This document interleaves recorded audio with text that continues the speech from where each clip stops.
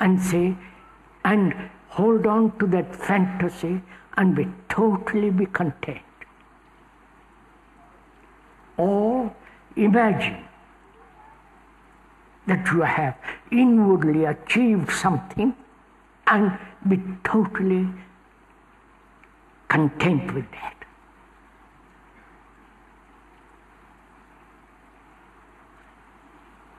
And any question, any doubt, any skepticism that must be exercised by an intelligent mind must question all this.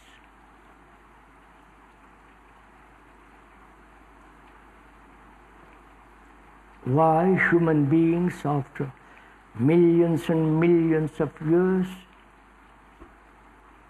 from the time of beginning of man, we have lived with conflict.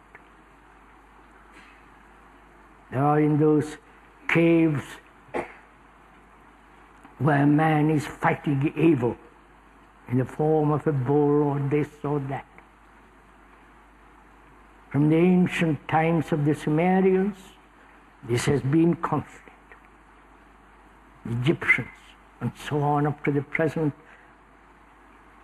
evolution of man, he has lived in conflict. We have accepted it. We have tolerated it. We have said it's part of our nature to compete, to be aggressive, to imitate, to conform, part of this everlasting pattern of conflict. Please, we are observing together. I am not, the speaker is not verbally putting a map of conflict and you accept that map, but rather together we are observing the conflict in ourselves and outwardly. Right?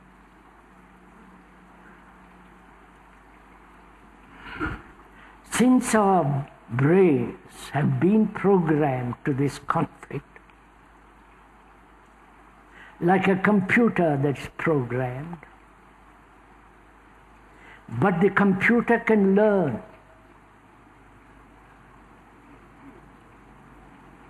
Can discover its own fallacies, its own mistakes, and correct it.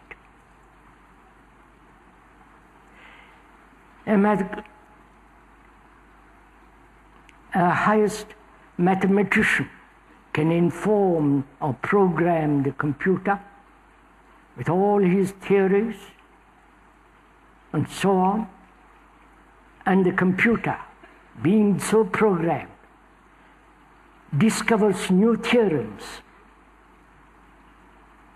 This has been proved. Not programmed by the professor. It has capacity to learn, to discover, which is a mechanical, perhaps, intelligence.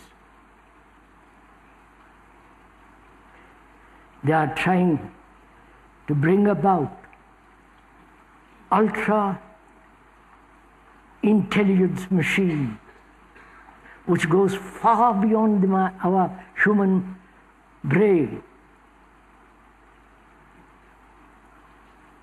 And our human brain has not solved this problem for ourselves, but the machine has solved it. You follow all this?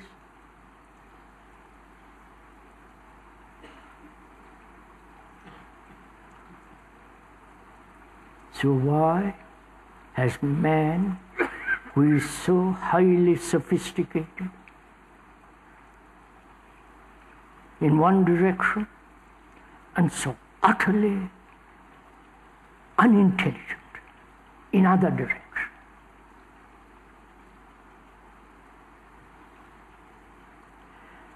Does conflict end through knowledge? Please put these questions to yourself. Knowledge about knowing oneself, or knowledge about the world, knowledge about matter.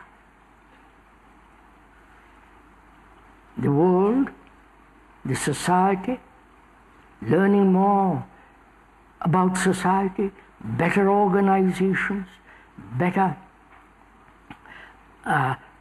institutions, and so on. Will that solve our human conflict? Acquiring more and more knowledge. Or the freedom from conflict has nothing whatsoever to do with knowledge. You follow me? Please, together we are thinking this out.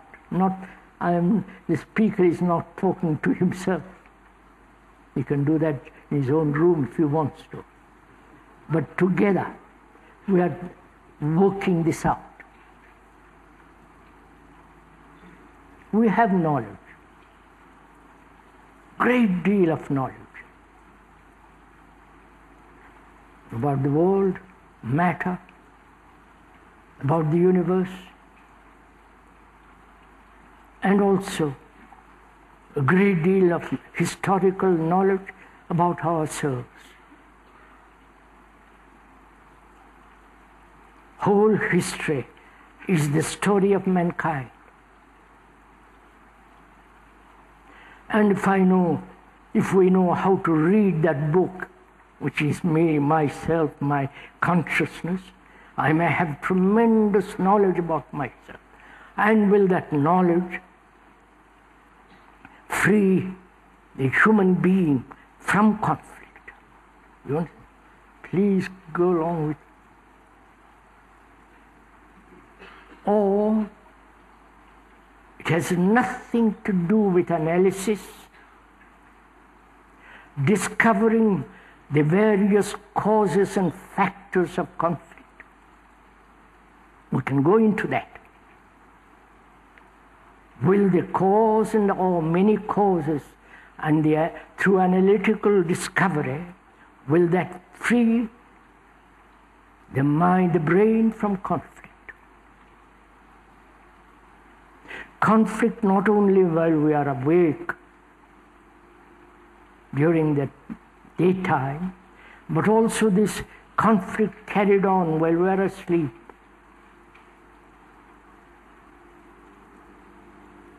You can examine the dreams, interpret dreams, go into the whole nature of why human beings dream at all. And will that solve conflict?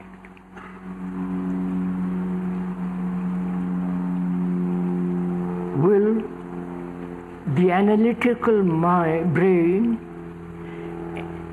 analyzing very clearly, rationally, sanely the cause of conflict, there are many causes, many factors of conflict. Will that analysis end conflict? Analysis being not only time, but the analyzer separating himself from